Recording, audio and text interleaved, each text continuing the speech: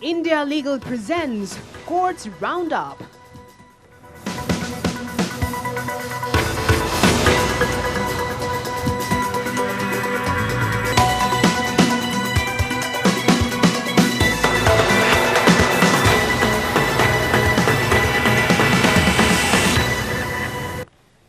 केरल में 21 जुलाई को बकरीद त्योहार को देखते हुए कोविड-19 संबंधी पाबंदियों में सरकार की ओर से दी गई ढील का मामला सुप्रीम कोर्ट तक पहुंच गया।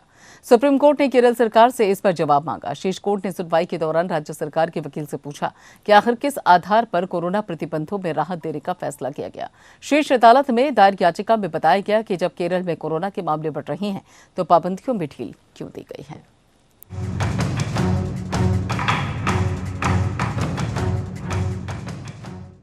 केरल में मुस्लिमों के त्योहार बकरीद को लेकर लॉकडाउन में ढील देने के फैसले का मामला सुप्रीम कोर्ट पहुंच गया है। बकरीद के त्योहार को देखते हुए केरल सरकार लॉकडाउन के बंदिशों में ढील देने का फैसला किया था। इसके खिलाफ सुप्रीम कोर्ट में अर्जी दाखिल की गई है। कोर्ट ने नोटिस जारी कर केरल सरकार से जवाब मांगा है। अदालत ने अन्य धार्मिक उत्सवों के लिए दी गई छूट के मद्देनजर कोविड-19 सुरक्षा मानदंडों से संबंधित चिंताओं को उठाते हुए हस्तक्षेप के आवेदनों पर भी सुनवाई की। वरिष्ठ अधिवक्ता विकास सिंह याचिकाकर्ता की ओर से पेश हुए, जिन्होंने बकरीद के कारण 18-21 जुलाई के बीच 3 दिन की अवधि के लिए कोविड-19 प्रतिबंधों में ढील देने के केरल सरकार के फैसले पर विरोध दर्ज कराया और लोगों के स्वास्थ्य की दलील दी। केरल में 3 दिनों 18, 19 और 20 जुलाई के लिए लॉकडाउन के नियमों में ढील देना राजनीतिक और सांप्रदायिक विचार है। जनहित याचिका में कहा गया है कि सुप्रीम कोर्ट ने यूपी कांवड़ यात्रा पर कड़ा रुख अपनाया है, जिसके चलते कांवड़ यात्रा को अब रद्द कर दिया गया है। लेकिन केरल में कोविड-19 मामलों की संख्या अधिक है, लिहाजा 3 दिन की छूट देने के आदेश पर रोक लगानी चाहिए। उत्तर प्रदेश में कांवड़ यात्रा मामले में सोमवार को सुप्रीम कोर्ट में सुनवाई शुरू हुई तो यूपी सरकार ने अदालत को बताया कि इस साल की कांवड़ यात्रा स्थगित कर दी गई। दिल्ली और उत्तराखंड ने पहले ही इस पर रोक लगा दी है। वहीं केरल में बकरीद के मौके पर लॉकडाउन में छूट देने के खिलाफ याचिका पर सुनवाई के दौरान याचिकाकर्ता की ओर से विकास सिंह ने दलीलें रखी।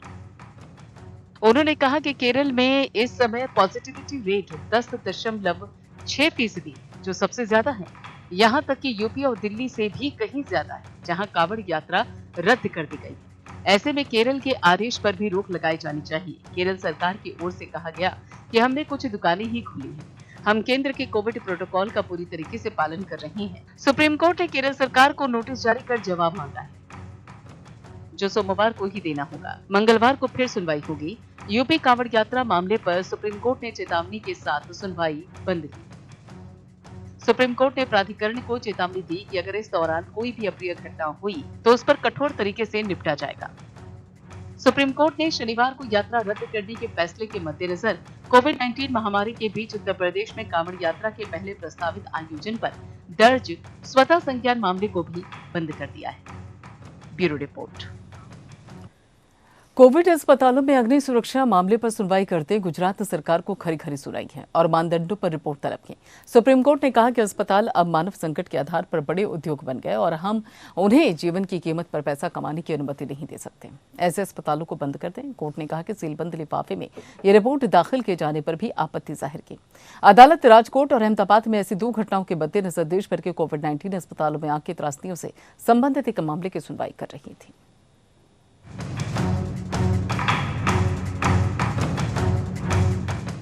सुप्रीम कोर्ट ने अस्पतालों में अग्नि सुरक्षा मानदंडों के संबंध में अपने निर्देशों का पालन करने में विफल रहने के लिए गुजरात सरकार की खिंचाई की है। मामला कोविड-19 रोगियों के उचित उपचार और अस्पतालों में शवों के सम्मानजनक संचालन से जुड़ा है। सरकार द्वारा प्रभावी ढंग से जारी एक अधिसूचना का हवाला देते हुए कहा गया है कि अस्पतालों को जून 2022 तक मानदंडों का पालन नहीं करना है। जस्टिस DY चंद्रचूड़ और MR शाह के बेंच ने कहा कि एक बार एक परमादेश होने के बाद इसे इस तरह एक कार्यकारी अधिसूचना द्वारा ओवरराइड नहीं किया जा सकता है। अब आप एक कोर्ट ब्लैंच दें और कहीं के अस्पतालों को 2022 तक पालन नहीं करना है और लोग मरते रहेंगे और जलते रहेंगे। न्यायालय ने इस तथ्य पर भी आपत्ति जताई कि अस्पतालों में अग्नि सुरक्षा के मुद्दे पर एक आयोग द्वारा एक रिपोर्ट सीलबंद लिफाफे में दायर की गई थी।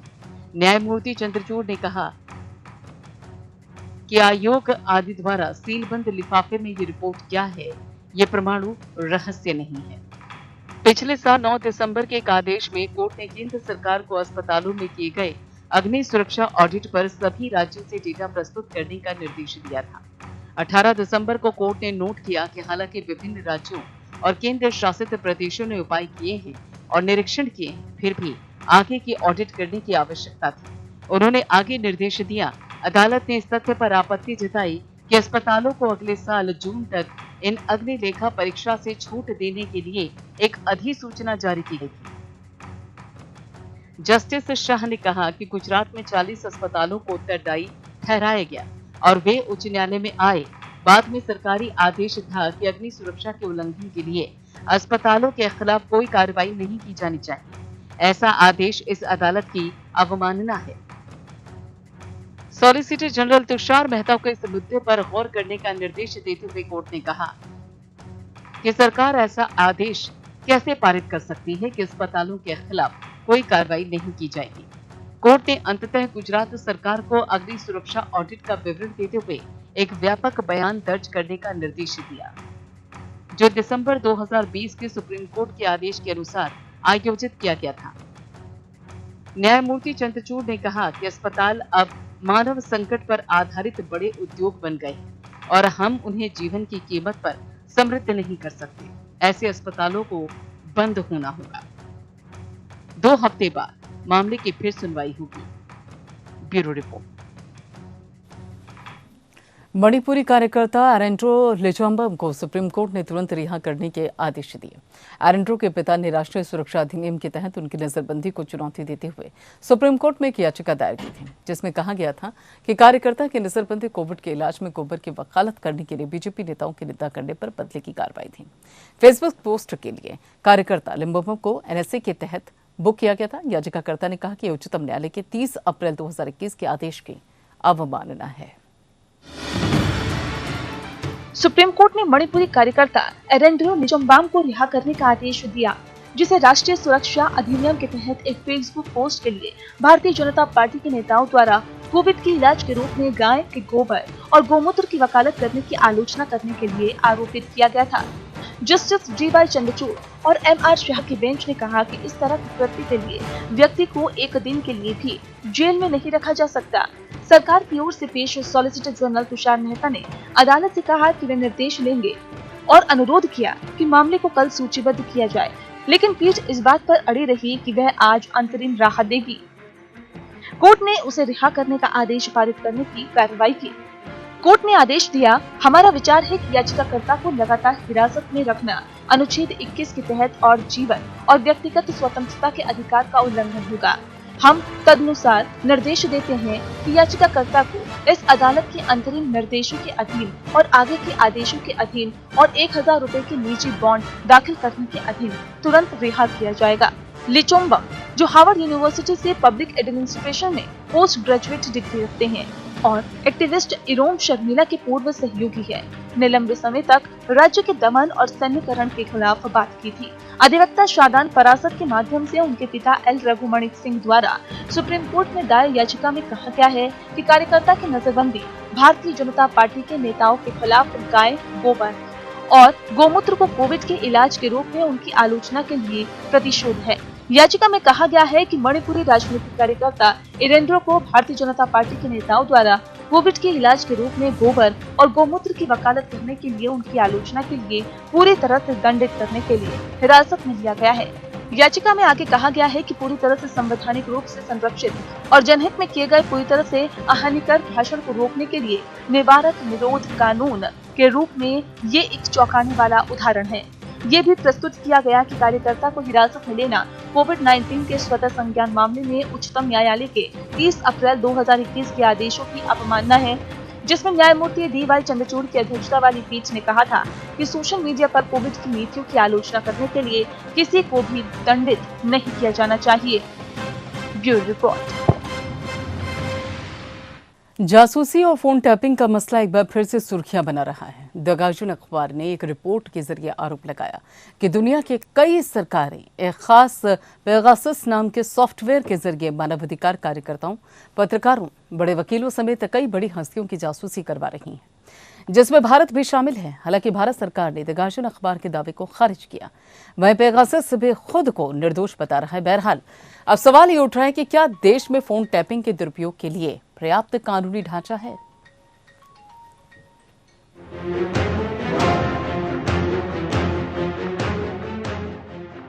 भारत में एक बार फिर से जासूसी और फोन टैपिंग का जिन्न बोतल के बाहर आ और सियासी विवाद गर्मा गया। फोन टैपिंग के जरिए राज्य और केंद्र सरकारें या कानूनी एजेंसी किसी व्यक्ति के फोन पर होने वाली बातचीत की निगरानी करती है। वैसे तो किसी की भी बातचीत को इस तरह सुनना या उसे रिकॉर्ड करना पूरी तरीके से गैर कानूनी है, क्योंकि ये निजता के अधिकार का उल्लंघन है। हालांकि अगर सरकार या कानूनी एजेंसी को किसी व्यक्ति पर गैर कानूनी या देश विरोधी काम में लिप्त होने का शक होता है तो उसकी फोन टैपिंग की जा सकती है। वैसे ये सब इतना आसान नहीं होता, इसके लिए बाकायदा एक कानून बना हुआ है। अंग्रेजों के जमाने में बने 1885 के टेलीग्राफ कानून में कई बार संशोधन हुए। केंद्र और राज्य सरकारों को इंडियन टेलीग्राफ संशोधन नियम 2007 फोन टैपिंग कराने का अधिकार मिला हुआ है। इसके तहत कहा गया है कि अगर किसी लॉ एनफोर्समेंट एजेंसी को लगता है कि जन सुरक्षा या राष्ट्रीय हित में फोन टैप करने की जरूरत है तो उस हालात में फोन कॉल रिकॉर्ड की जा सकती है। इसके साथ ही इसमें बताया गया है कि फोन टैपिंग या जासूस करवाने के लिए केंद्र या राज्य सरकार के गृह सचिव स्तर के अधिकारी से इजाजत लेनी होगी। ये परमिशन 60 दिनों के लिए ही मान्य होती है। इसके साथ ही इस समय सीमा को विशेष परिस्थितियों में 180 दिन से अधिक नहीं बढ़ाया जा सकता है। वैसे अगर किसी अधिकारी ने केंद्र या राज्य सरकार के निर्देश पर कॉल रिकॉर्ड किया है और किसी ऐसे व्यक्ति को लीक कर दिया जिसे नहीं करना चाहिए था, तो फिर इंडियन टेलीग्राफ एक्ट की सेक्शन 26B के तहत आरोपी पर मुकदमा कर सकते हैं। इसे लेकर कई बार सुप्रीम कोर्ट में भी याचिकाएं दायर की जा चुकी हैं। सुप्रीम कोर्ट ने भी फोन टैपिंग को लेकर 1997 में POCL बनाम यूनियन ऑफ इंडिया के केस में कुछ गाइडलाइंस जारी की थी, जिसके बाद इन गाइडलाइंस के आधार पर केंद्र सरकार ने एक कमेटी बनाई और राज्यों में भी ऐसी ही कमेटीज बनी। सुप्रीम कोर्ट ने इसे निजता के अधिकार से जोड़ते हुए इसे कई फैसलों में इसकी व्याख्या की। संविधान के अनुच्छेद 20 की बात करें तो इसमें निजता के अधिकार का उल्लेख है। सुप्रीम कोर्ट ने इसकी व्याख्या करते हुए जीवन का अधिकार और अभिव्यक्ति की स्वतंत्रता के अधिकार की तरह निजता के अधिकार का उल्लंघन नहीं हो सकता। अगर करना भी है तो संवैधानिक दायरे में रहते हुए सभी नियमों का पालन करते हुए करना होगा। जाहिर है कि फोन टैपिंग से जुड़ा कानूनी ढांचा तो बरकरार है और निजता की सुरक्षा पर भी ध्यान रखा गया है। ऐसे में अपराधी पकड़ में आने पर कार्रवाई भी मुमकिन। Bureau report. सुप्रीम कोर्ट ने कहा कि जल प्रदूषण की रोकथाम और नियंत्रण अधिनियम की धारा 197 के तहत मुकदमा का सामना कर रहे लोक सेवकों के लिए आपराधिक प्रक्रिया संहिता की धारा 197 के तहत मंजूरी का संरक्षण उपलब्ध नहीं। न्यायमूर्ति उदय उमेश ललित और साथ ही न्यायमूर्ति अजय रस्तोगी की खंडपीठ ने VC चिन्नप्पा गोदर बनाम कर्नाटक सरकार प्रदूषण नियंत्रण बोर्ड, कर्नाटक सरकार प्रदूषण नियंत्रण बोर्ड बनाम B हीरा नायक के मामलों में पूर्व के फैसलों का हवाला देते हुए कहा कि यदि जल अधिनियम के प्रावधानों का उल्लंघन किसी विभाग से हुआ जिसकी पुष्टि जल अधिनियम की धारा 48 के तहत जरूरी बातों से हो जाती है तो विभाग प्रमुखों को दोषी माना जाएगा। ये निश्चित रूप से उन बचावों के अधीन होगा जो ये स्थापित करने के लिए उपलब्ध हैं कि क्या विचाराधीन अपराध उनकी जानकारी के बिना किया गया था या उन्होंने इस तरह के अपराध रोकने के लिए सभी उचित कदम उठाए थे। जल अधिनियम की धारा 48 के तहत काल्पनिक मानने के कारण ही संहिता की धारा 197 के तहत सुरक्षा उपलब्ध नहीं होगी और मामले को इस तरह के संरक्षण से परे विचार किया जाना चाहिए। सत्र न्यायाधीश ने अपील की अनुमति देते हुए कहा कि CRPC की धारा 197 के तहत संरक्षण के हकदार हैं और आवश्यक मंजूरी के अभाव में उनका अभियोजन अमान्य था। हाईकोर्ट ने कर्नाटक राज्य प्रदूषण नियंत्रण बोर्ड द्वारा दायर अपील मंजूर करते हुए कहा कि संहिता की धारा 197 के तहत संरक्षण उपलब्ध नहीं होगा। चूंकि इस मामले पर निचली अपील या अदालत द्वारा मेरिट के आधार पर विचार नहीं किया गया था, इसलिए उच्च न्यायालय ने मामले को मेरिट के आधार पर नए सिरे से विचार के लिए वापस भेज दिया।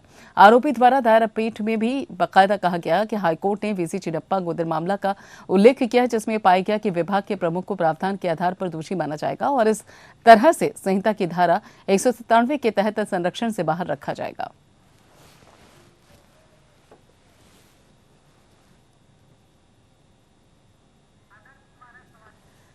और इसी बाबत आगे की जानकारी देने के लिए आदर्श कुमार जो कि अधिवक्ता हैं वो हमारे साथ जुड़ चुके हैं।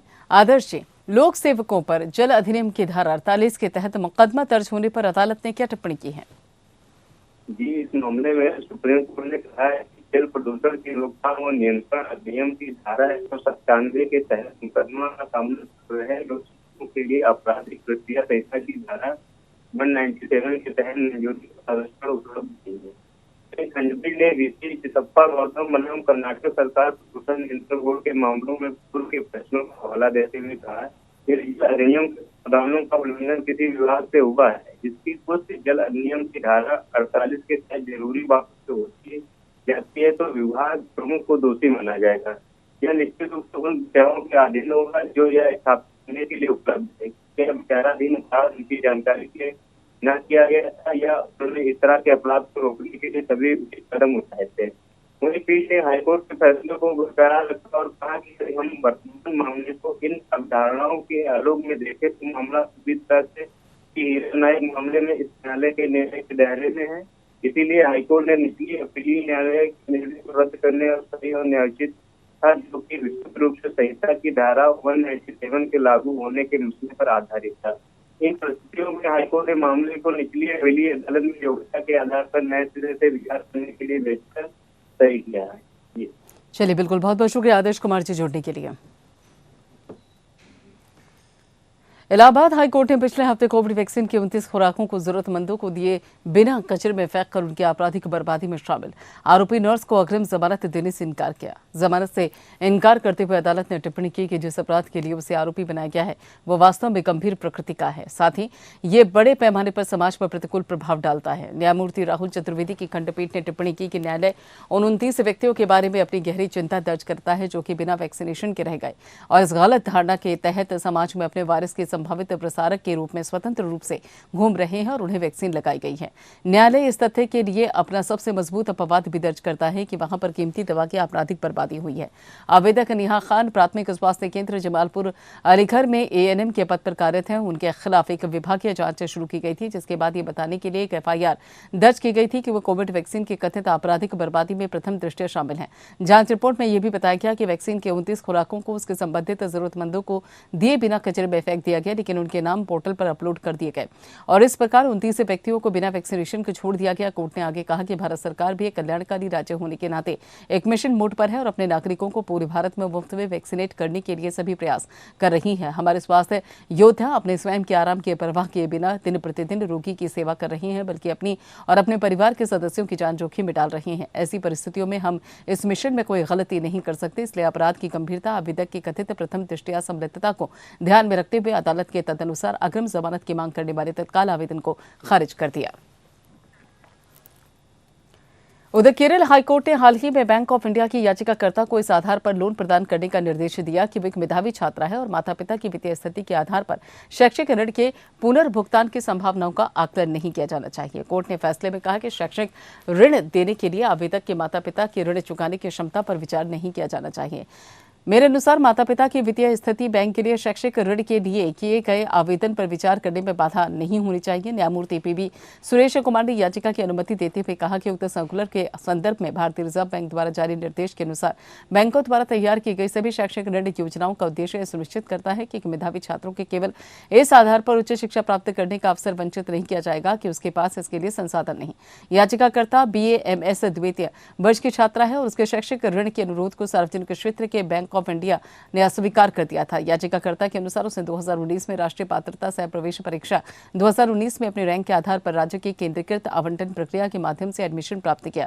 चूंकि इसका परिवार पाठ्यक्रम के लिए पूरी राशि नहीं जुटा सका तो उनके पास ही संपूर्ण शेष फीस के लिए शैक्षिक ऋण प्राप्त करने के लिए कोई संपार्श्विक सुरक्षा नहीं है। पीठ ने तर्कों पर विचार करते हुए कहा कि यदि बैंक द्वारा उठाए गए तर्कों को स्वीकार कर दिया जाता है तो योजना के उद्देश्य को विफल कर देगा। पीठ ने आगे कहा कि बैंक को ये मत भी याचिकाकर्ता का परिवार पाठ्यक्रम के लिए याचिकाकर्ता द्वारा फीस का भुगतान करने की स्थिति में नहीं है, इसलिए याचिकाकर्ता ऋण का हकदार नहीं। मेरे विचार से कानून में टिकाऊ नहीं। चलिए, कोर्ट्स राउंडअप में फिलहाल लेते हैं। बाकी खबरों के लिए आप जुड़े रहिए APN के साथ। India Legal presents Courts Roundup.